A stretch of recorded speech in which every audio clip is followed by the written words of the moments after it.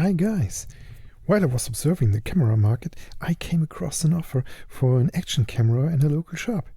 $40 is an amazingly low price. It's worth a try, right? But before buying, I have to check some quality aspects. First aspect, what does the label on the packaging say? Action camcorder with Full HD video resolution, 1080, 30 FPS. It's not high-end, but it's not bad either. But wait, under technical features they state that a 1 megapixel sensor is used. Wait a minute, a 1 megapixel sensor is used for Full HD? Full HD needs at least a 2.1 megapixel sensor?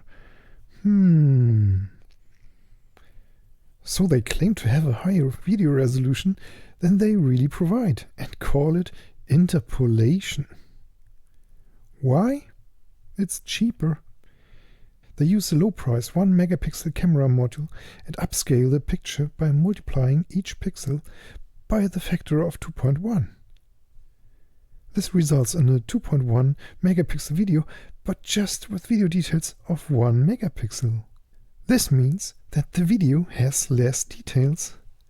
Like here, this is a real Full HD picture. A 2x zoom is the maximum useful factor. You can read the word snow on his backpack. That is the same picture in 720 pixel resolution, upscaled to 1080 pixel. A 2x zoom looks awful. The word snow is not readable here.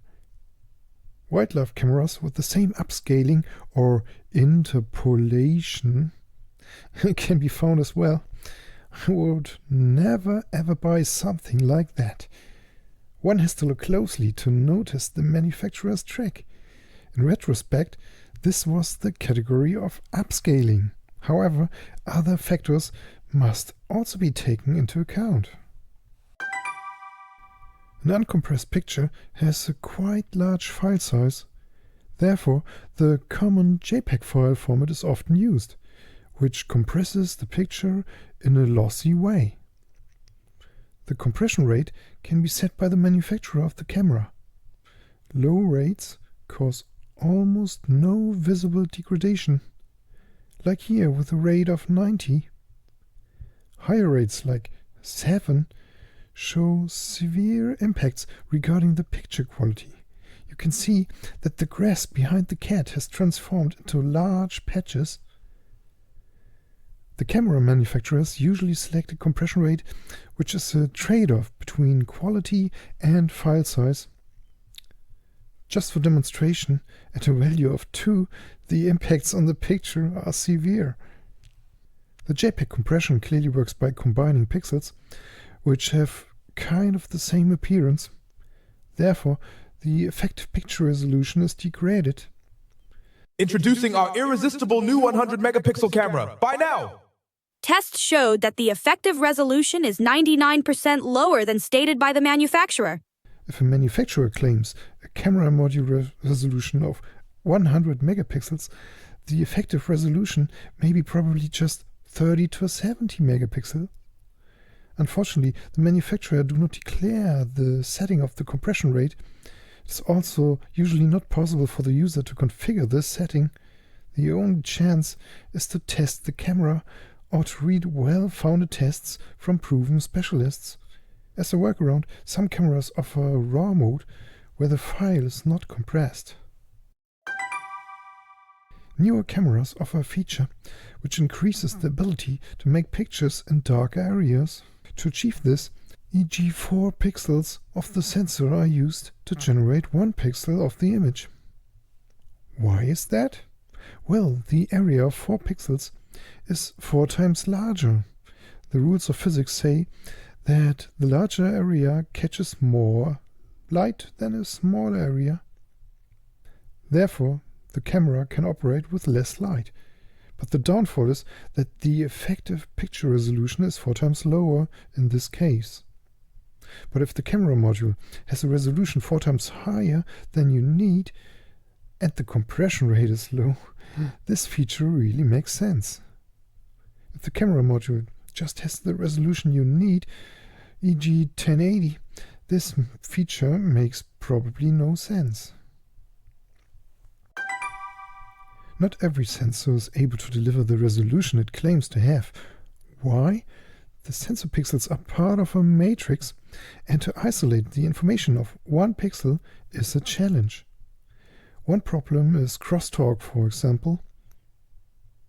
This is a simplified drawing of a CCD photocell. Lens, filter and sensor are the parts of each cell. 3 cells are needed for a color pixel. When the light enters the cells, the light can escape from the direct path and enter the next cell. Due to this, the color separation is degraded. And if you mix red, green and blue, you get gray. So a photo or video has a reduced color intensity. In the extreme, you would get a gray picture. Usually, the higher the price of the sensor, the better is the sensor quality. Of course, the price can drop due to mass production, but a company with a good quality reputation usually provides decent sensors. Every camera needs some kind of lens to have a proper image. If the lens has a bad quality, the image is bad as well. To produce a high quality lens is usually more expensive and can be a challenge. This is a perfect lens. All light rays focus in the focal point. This is a lens with an imperfection. Some light rays get misaligned. This gives a blurry image. Other topics are chromatic aberration, that's shifted color images, spherical aberration, that's that the focal point varies, vignetting, that outer areas of the image are darker. The image processor can degrade the image quality. One topic is noise.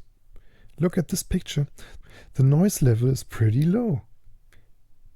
Here the same picture with excessive noise. You see that the dark areas are more affected than brighter areas. This can affect the usability of an image.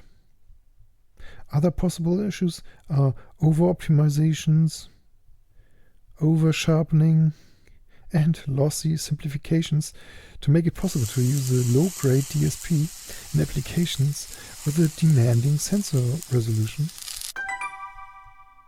You can see that the camera is a chain of several function blocks, and it is common sense that even a single bad chain element can ruin the performance of the whole system.